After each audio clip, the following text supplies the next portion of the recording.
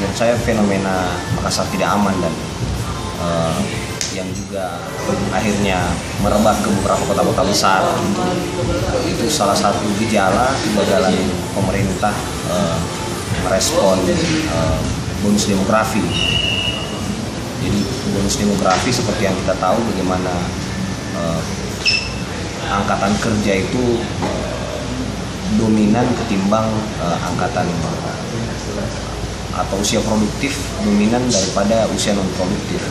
Nah, Indonesia sejak 2012 sampai 2035 itu mengalami masa-masa penting itu.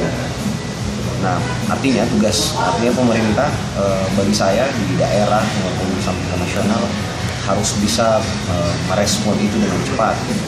Kita beberapa kali di PBHM melakukan serangkaian FGD dan kami temukan salah satu hal yang mendasar ada tiga fokus waktu itu, bonus demografi, pembangunan pemuda dan persoalan ketimpangan. Nah, ketiga ini menjadi saling terkait, apalagi kalau dengar tadi dari diskusi kita bagaimana Makassar tidak aman ini atau begal kalau mungkin di tempat lain, geng motor dan seterusnya ini salah satu isyarat bahwa pemerintah selama ini tidak fokus terhadap agenda pembangunan pemuda. Nah, juga efeknya dia bakalan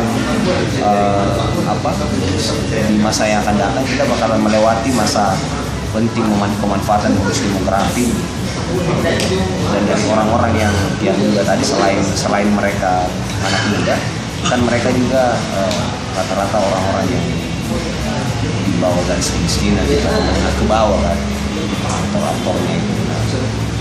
Sehingga saran saya, menurut saya teman-teman diskusi pertama, pemuda itu tidak harus dan harusnya dijadikan sebagai subjek pembangunan. Dia tidak harus didekati dengan serangkaian kebijakan yang tidak dalam. Jadi setiap ada respon geng motor, mereka dikumpulkan, mereka diajak makan, diajak diskusi, kemudian masalahnya selesai. Bagi saya tidak sesederhana itu persoalannya. Tidak sesederhana itu karena mereka harus didekati dengan serangkaian agenda pemberdayaan, di mana mereka juga sebagai subjek. Jadi anak muda ini sebagai subjek, melihat potensi anak muda kita sekitar 66 juta gitu. Jadi 4 orang Indonesia ini satu pemuda. Jadi kalau Soekarno cuma butuh 10 pemuda untuk mengguncang dunia, sekarang Indonesia punya 66 juta pemuda. Harusnya Indonesia ini sudah terguncang-guncang. Jadi bagi saya itu tadi, bagaimana pemerintah ini menjadikan anak muda ini sebagai subjek pembangunan, dan jika mungkin ada semacam roadmap pembangunan pemuda yang didesain oleh pemerintah. Saya kira kalau Makassar yang menginisiasi itu, dia bakalan menjadi pilot project atau menjadi contoh buat daerah-daerah yang lain. Ya mungkin akan menjadi inspirasi juga buat pemerintah pusat untuk menghadapi bonus demografi.